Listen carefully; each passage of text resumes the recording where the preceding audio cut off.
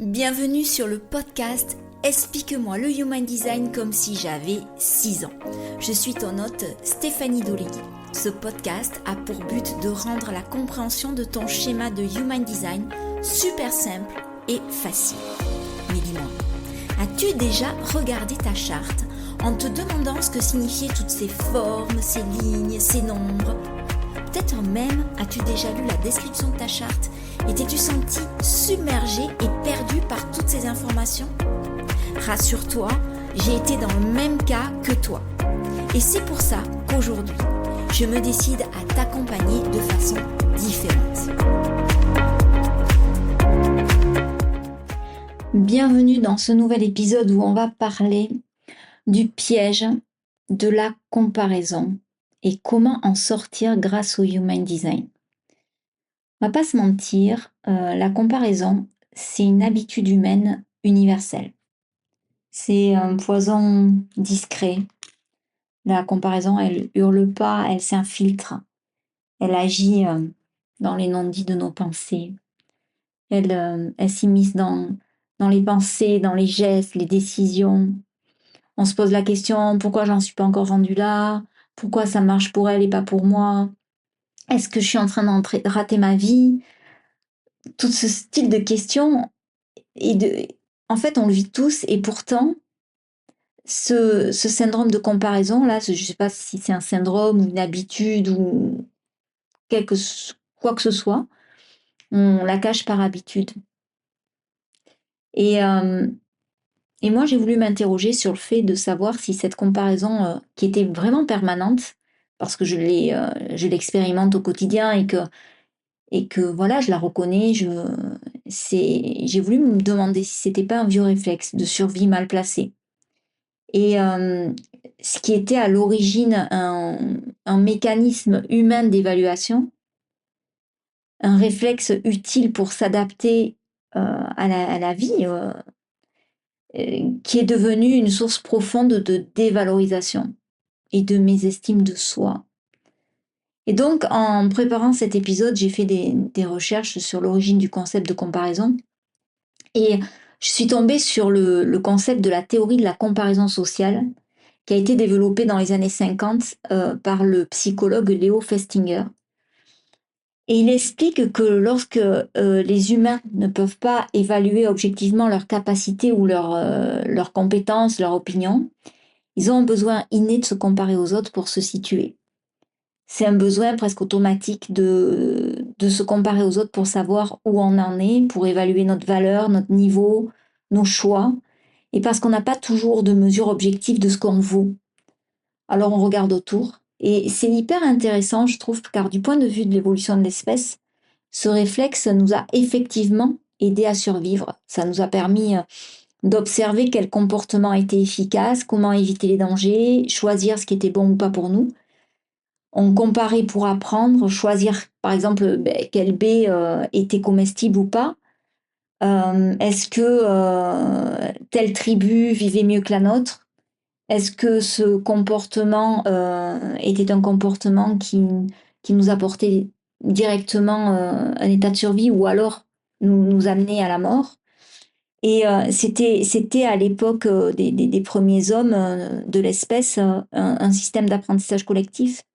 On observait, on comparait, on ajustait et c'était un bon procédé. Et c'est vrai que même si ce concept de comparaison part à la base d'une bonne intention, aujourd'hui c'est carrément devenu un piège. Parce qu'aujourd'hui, dans la société actuelle, déjà, on n'a pas les mêmes dangers qui nous entourent, bien que les dangers qui sont là aujourd'hui sont pas moindres. Mais aujourd'hui, on vit dans un monde qui est saturé d'images, d'histoires, de performances. Et ce réflexe, il est devenu un véritable poison. Parce qu'on compare nos débuts à la réussite des autres. On compare nos silences à leurs déclarations, au fait qu'ils s'expriment, de la façon dont ils s'expriment. On compare nos doutes à leurs affirmations. Et surtout, on oublie que chacun a une trajectoire, un chemin différent. Et c'est là que le Human Design, moi, m'a apporté vraiment un éclairage hyper impactant sur la façon de mener ma vie et de prendre mes décisions. Et je le généralise parce que je pense qu'il vient amener un tout nouvel éclairage pour bousculer les habitudes en général et cette habitude en particulier. Et parce qu'il nous rappelle qu'on n'est pas fait pour fonctionner de la même façon. Et quand on découvre que le Human Design est un outil de connaissance de soi qui n'appelle pas à la comparaison, mais à suivre qui nous sommes, ben vraiment, ça change tout. Parce que on passe de je devrais être plus comme lui ou elle à qu'est-ce qui est juste pour moi maintenant, en ce moment, à ce moment précis. Et cette question-là, elle vient pas du mental, elle vient de l'intérieur, de, de qui on est au plus profond de soi. Et le Human Design, dans ce sens-là, il nous offre une clé essentielle, c'est le fait de revenir à notre propre énergie, à notre timing naturel et à notre vérité intérieure. Et si toi aussi, tu ressens ou tu as déjà ressenti que tu étais en décalage, que tu t'as forcé ou que tu forces encore un rythme qui n'est pas forcément le tien, ou que tu n'as pas encore trouvé ta place dans le domaine professionnel ou dans d'autres domaines de ta vie, alors je pense que cet épisode peut profondément résonner. En tout cas, ce qui est sûr, c'est que je continue à dire, prends ce qui résonne pour toi et laisse le reste. Donc, si je reprends ce que j'ai dit avant, la comparaison, c'est une habitude humaine et très toxique. Alors oui, c'est humain. On ne voit jamais un animal se comparer à un autre animal. C'est vraiment une caractéristique liée à notre espèce. Et ça fait partie de notre construction sociale et cognitive. Et depuis toujours, on se compare pour s'orienter, pour comprendre où on se situe dans un groupe. Et moi, je me rappelle, je fais l'analogie avec ça, mais le système de notation dans les apprentissages, c'est un outil de comparaison. Et au-delà d'être un outil d'évaluation. En tout cas, les élèves le considèrent vraiment comme un outil de comparaison. Et j'ai toujours répété à mes élèves qui ne devaient pas considérer la note comme quelque chose d'autre que comme un indice de leur capacité à un instant T, que cela ne les définissait pas. Ils s'arrangeaient toujours pour demander les notes entre eux, euh, pour chipoter leurs résultats, pour dévier l'outil d'évaluation en outil de comparaison. Et, et dans ça, il y a vraiment un souci d'identification. Parce qu'on s'identifie à quelque chose qui se trouve entre l'autre et soi, mais qui n'existe pas vraiment. Et c'est là que se situe la subtilité. Et on se trouve du coup moins que, plus que, pas assez, trop, et j'en passe. Et on oublie au fond qui on est véritablement. Mais je vais fermer là la parenthèse par rapport à l'évaluation et les apprentissages. Aujourd'hui, quel que soit notre domaine de vie, que l'on soit enfant, ado ou adulte, ce réflexe, il est ancré vraiment et il est vraiment devenu toxique. Parce que avec les réseaux sociaux notamment, ce qu'on compare aujourd'hui, c'est plus des comportements réels, mais ce sont des vitrines soigneusement filtrées. On a tendance à comparer nos coulisses, c'est-à-dire nos doutes, notre fatigue, nos essais, nos downs, à l'image polie et parfaitement montée que les autres nous montrent sur les réseaux. On oublie que ce que l'on voit, c'est qu'une façade et on juge notre brouillon à partir de la version finale des autres, de ce que proposent les autres. Et cette comparaison, forcément, elle nous renvoie à une image faussée de nous-mêmes. On croit donc qu'on est moins alors qu'on est simplement en train de vivre une réalité différente de la réalité de l'autre.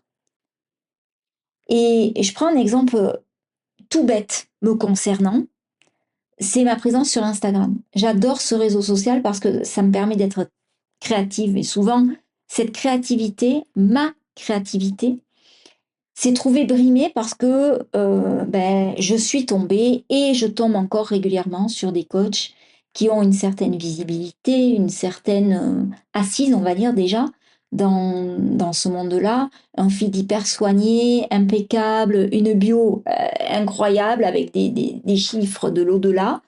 Mais souvent, ce que je veux dire, c'est que je me je ressens un truc complètement insidieux qui rentre en moi. Ça veut dire que j'ai pas sa visibilité, mon feed il est trop fade, je n'ai pas assez publié, je me remets toujours en question, je suis pas assez présente en story. Euh, et tout ça, ça m'est arrivé aussi pendant que j'étais en train de préparer cet épisode sur la comparaison. Donc tu vois un peu le truc. Et je sais que pertinemment, tout ce que je vis, tout ce que je ressens, c'est vraiment la vraie vie et que ce que je vois, c'est le résultat d'une mise en scène et que c'est un moment a posteriori. On n'est plus dans l'instant présent quand on voit un post.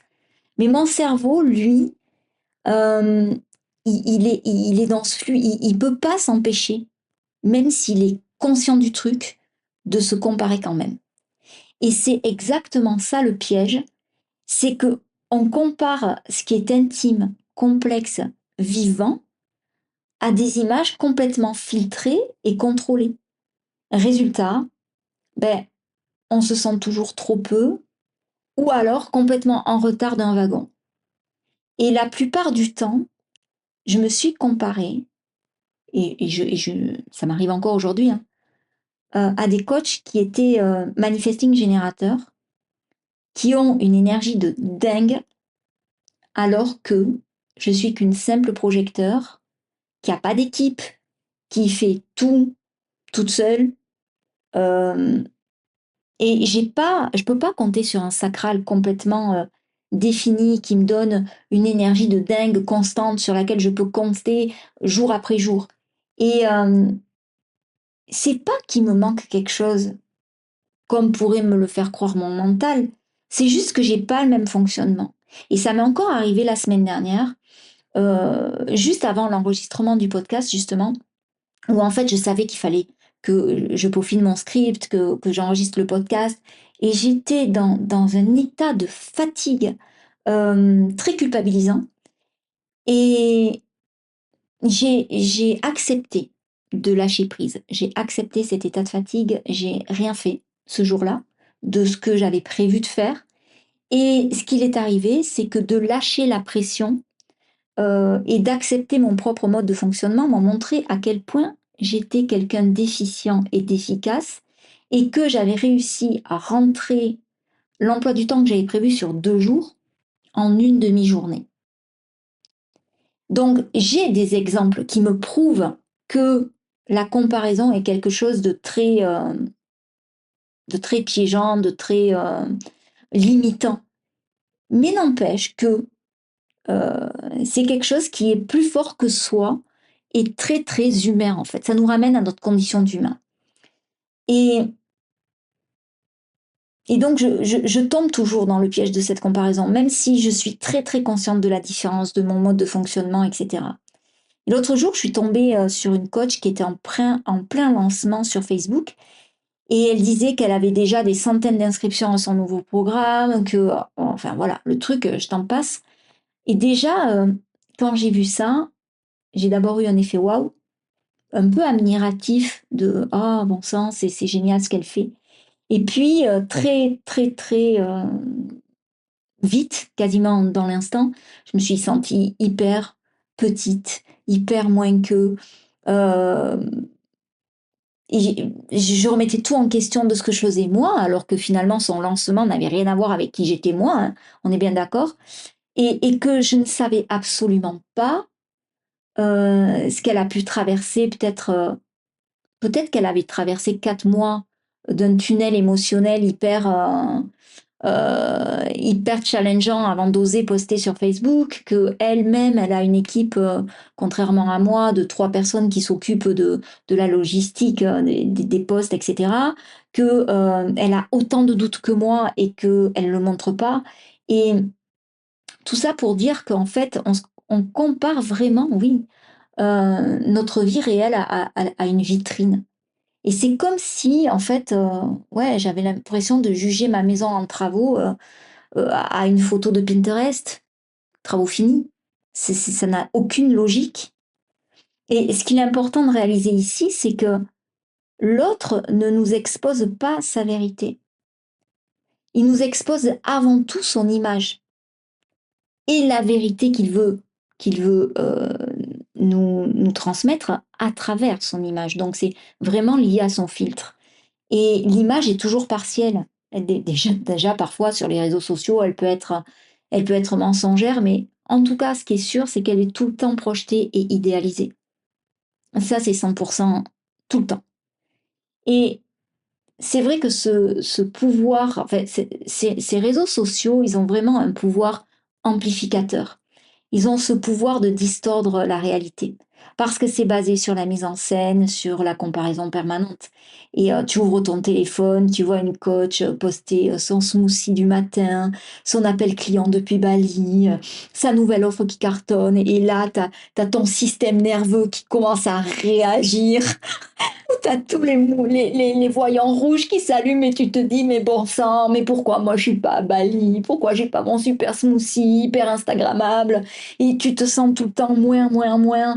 Et, euh, et là, tu commences vraiment à croire consciemment que ta vie est complètement nulle. Et parce qu'en fait, ton corps, il a déjà capté le message implicite et hyper pernicieux et insidieux et vil, quoi, de ton mental qui te dit, mais regarde un peu où tu devrais en être. Même si tu sais que ces images, elles sont filtrées, elles sont choisies, avec vraiment un esprit très marketing derrière, etc. Ton esprit compare, ton cœur il se serre, t'entres dans un état de doute, de pression et de faux besoin de performer. Et pour le projecteur que je suis, je peux te dire que c'est hyper, méga compliqué. Et ce réflexe, il est encore plus fort si tu as certains centres non définis dans ton design. Moi, je sais que j'ai le centre G de l'identité qui est non défini. Et pendant très, très, très longtemps, ça a été un point de vulnérabilité inconscient chez moi. Euh, parce que je ne savais pas, en fait, trop où aller, comment me positionner.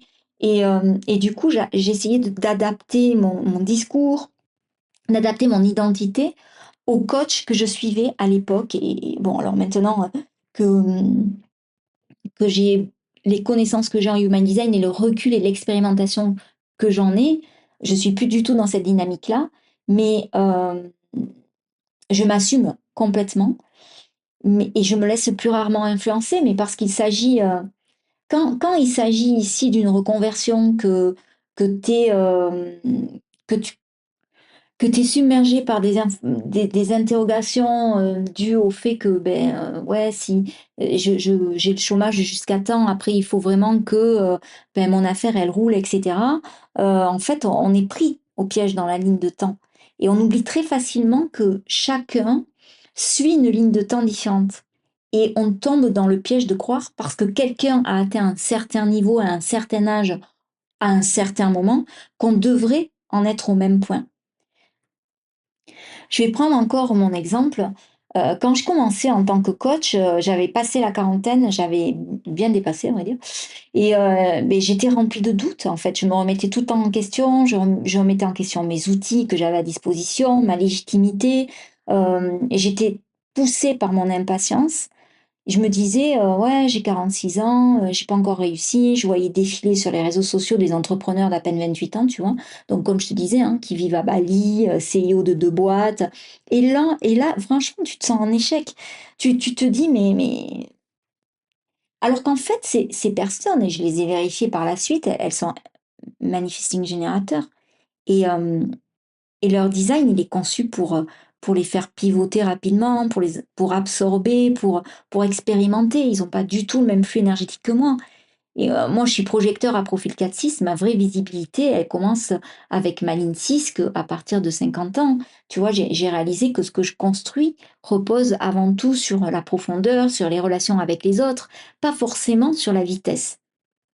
Et Donc nos lignes de temps, elles sont différentes, nos chemins sont différents et nos cycles énergétiques sont différents. Le Human Design, pour ça, c'est un outil hyper puissant qui nous montre que, finalement, que la notion de temps et de retard, notamment, n'a aucun sens universel. C'est le piège du faux rythme collectif parce que la société nous donne l'impression qu'il y a un bon moment pour réussir, une bonne façon de faire, une vitesse optimale, voilà quoi. Et alors, ça ne veut pas dire que, dans le cas ici précisément, que les réseaux sont mauvais. Ça interroge sur la façon dont on les utilise et sur le rapport qu'on entretient avec eux. En fait, ça doit devenir une utilisation consciente. Et je sais que moi, avec mon centre G non défini, je suis soumise plus que les autres à des influences sur mes choix identitaires et à mes choix de direction. Et en ayant conscience de ça, ça va me demander un ancrage encore plus fort, une reconnexion à qui je suis encore plus profonde. Et alors que la comparaison, c'est un phénomène qui vient de l'extérieur. Et pour en sortir, il faut revenir à l'intérieur. Et, et le Human Design nous permet vraiment ce retour à soi. Moi, ça a changé ma vie. Parce que ce que le Human Design permet, c'est vraiment un basculement profond. Il nous permet de passer en fait du mental qui compare tout le temps à l'énergie qui s'écoute.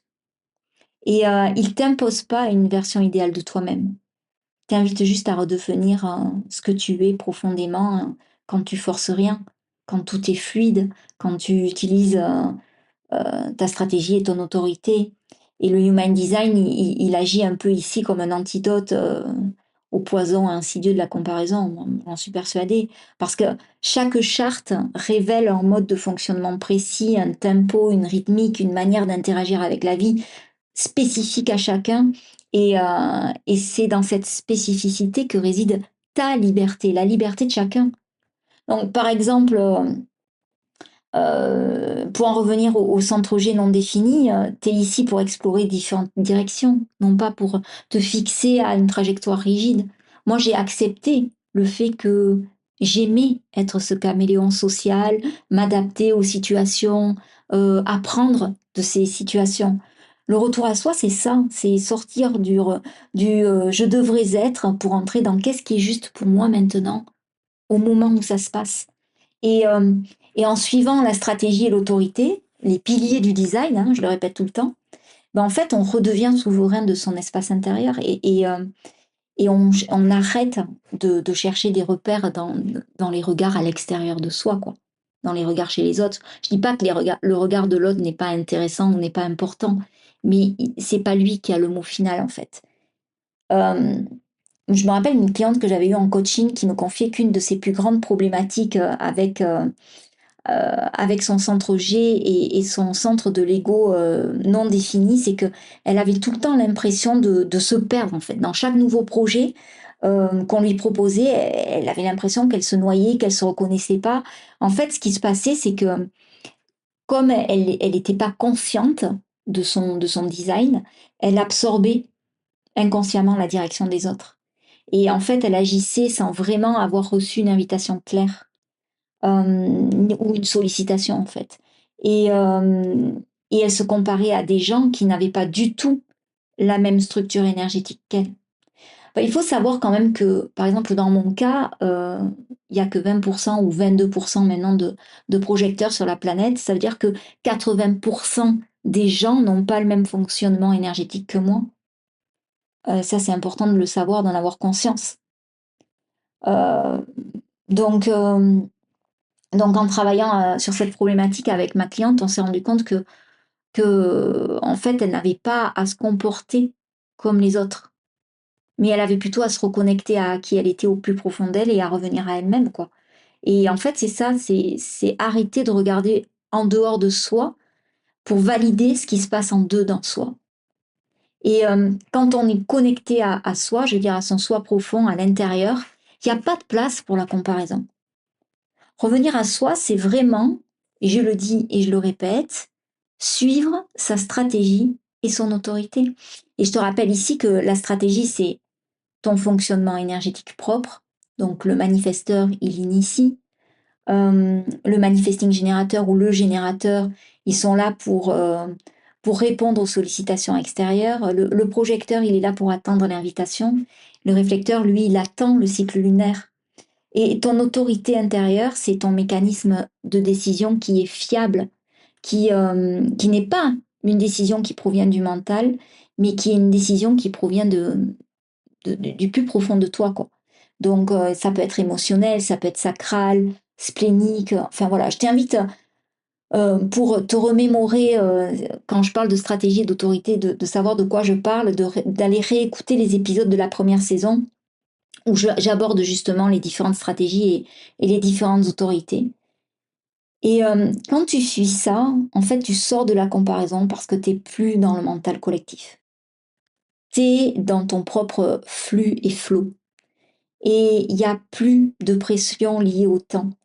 Cette pression qui te fait tout le temps penser que tu es en retard pour tout, que tu vas moins vite qu'eux, tu vas pas y arriver. Parce que l'idée d'être tout le temps en retard, d'être en décalage, etc., c'est vraiment une illusion construite de toutes pièces par la société. Et je trouve que c'est vraiment un symptôme très douloureux et peut-être le plus douloureux en ce qui me concerne, du piège de la comparaison.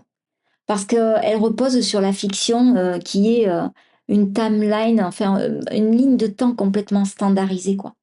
Une sorte de scénario que tu as invisible et qu'on suit inconsciemment sans qu'on le remette systématiquement en question. C'est-à-dire que, par exemple, à 30 ans, tu dois avoir trouvé ta voie. À 35, tu dois déjà avoir des enfants et être marié, fonder une famille. À 40 ans, tu dois avoir réussi socialement dans ton travail, enfin, être totalement épanoui, heureux, avoir un petit pavillon avec une petite barrière, un petit portail électrique, un chien de chat. Enfin, voilà quoi. Euh, mais en fait, cette ligne de conduite, elle a été établie selon qui? Selon quelle charte? Selon quel design? J'ai reçu, moi, une cliente qui était générateur, qui avait le même profil que moi, donc un profil 4-6. Et elle m'a dit, mais j'ai l'impression d'avoir raté ma vie. J'ai 38 ans, je vis chez mes parents, j'ai rien construit. Alors bien sûr, hein, quand on a déroulé en séance le fil petit à petit, elle a réalisé que c'était du bullshit qu'elle se racontait elle-même. Mais que aussi, grâce à son Human Design, elle a aussi compris et intégré que sa ligne, en fait, 6, elle était en pleine phase d'intégration.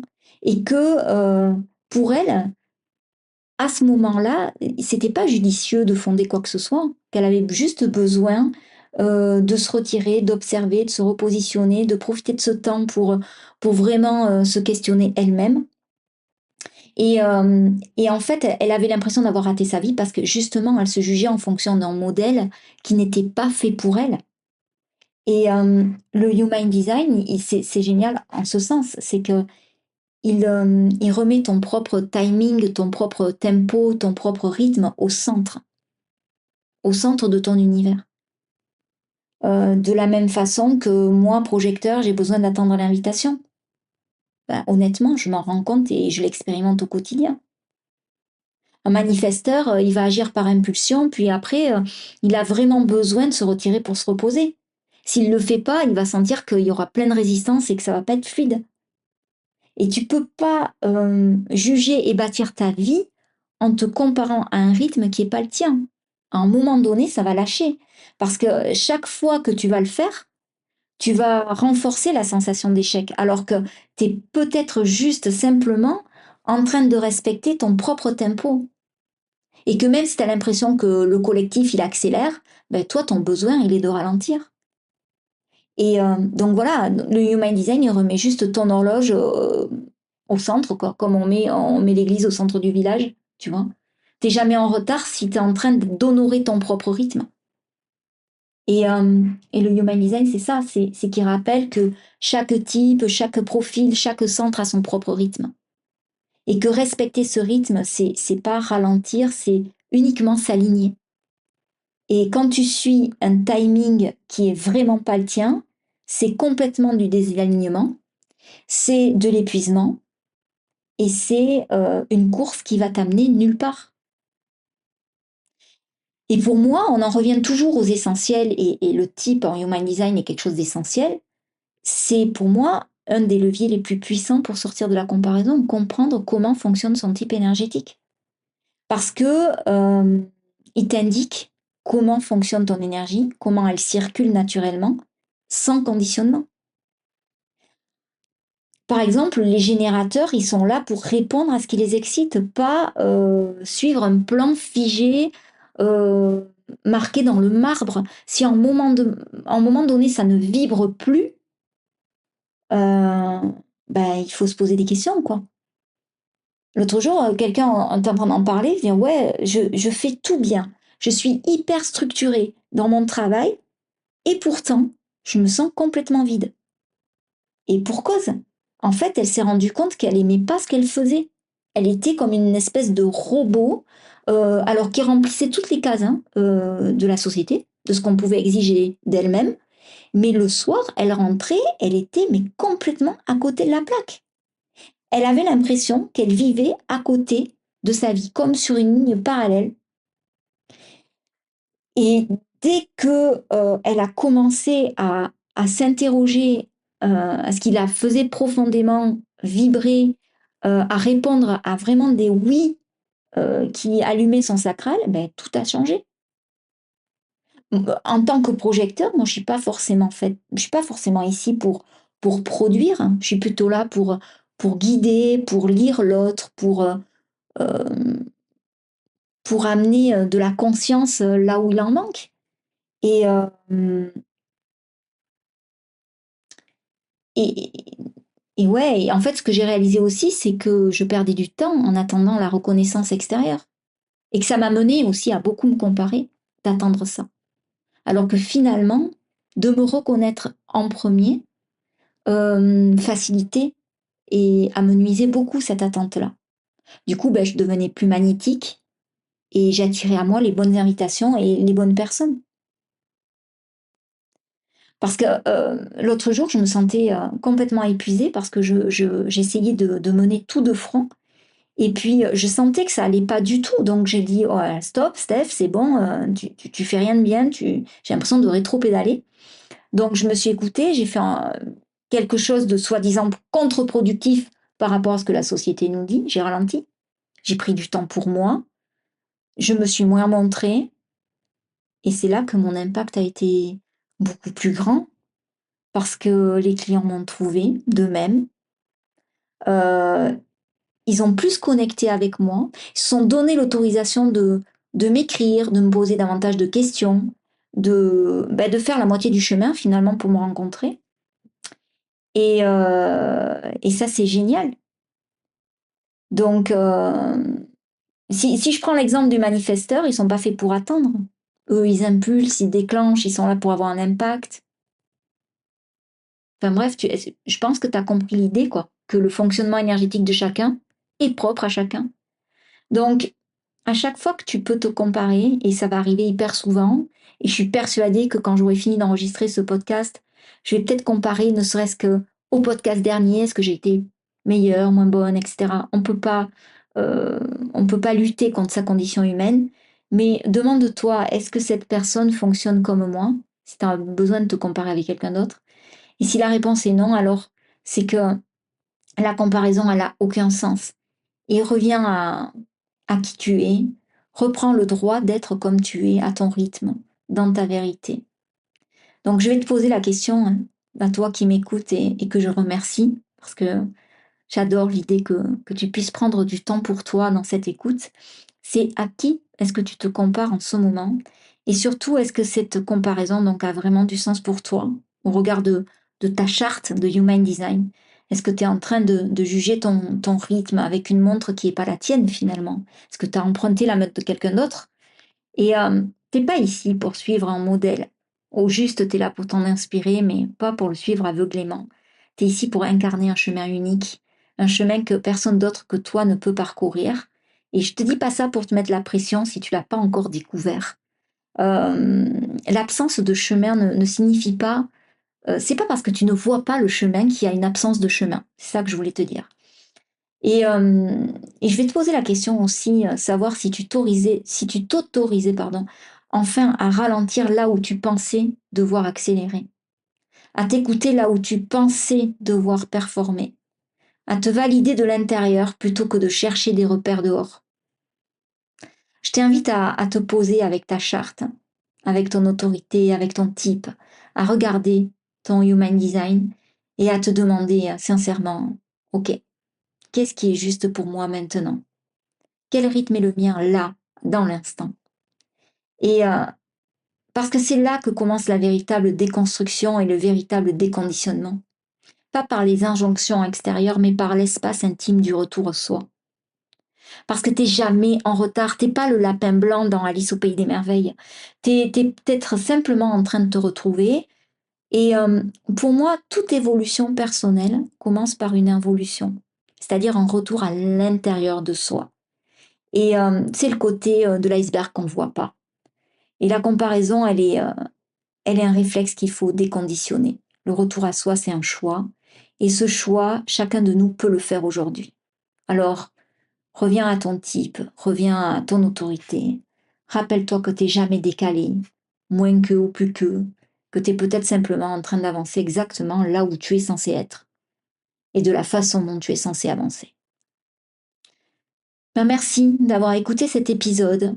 Je te remercie pour tous tes retours qui me font très chaud au cœur. Comme d'habitude, je t'invite à expérimenter ce qui résonne et à laisser le reste, à partager autour de toi. Parce que le Human Design est un outil d'expérimentation avant tout, qui se comprend pas uniquement avec le mental, mais qui s'intègre et qui se vit. Alors, si cet épisode t'a plu, je t'invite à mettre 5 étoiles. C'est une bonne façon de faire la publicité de ce podcast et de partager le Human Design et ma vision à une plus grande échelle. N'hésite pas aussi de me partager sur Instagram ou par mail de me partager ton expérience par mail. Je commence à bégayer. Si tu veux en savoir plus sur ton fonctionnement énergétique, comme je le dis à la fin de chaque épisode, le manuel 100% personnalisé reste la référence. Ça peut être ta Bible et tu peux y revenir autant de fois que tu veux. Et si mon énergie t'appelle et que tu as une problématique particulière à résoudre, alors je t'invite plus à venir en one-on-one avec moi. Ça reste la solution idéale. Tu trouveras les liens dans les notes de l'épisode. Je te souhaite une excellente semaine et te dis à très bientôt et retrouve-moi sur Instagram d'ici là. Ciao, ciao!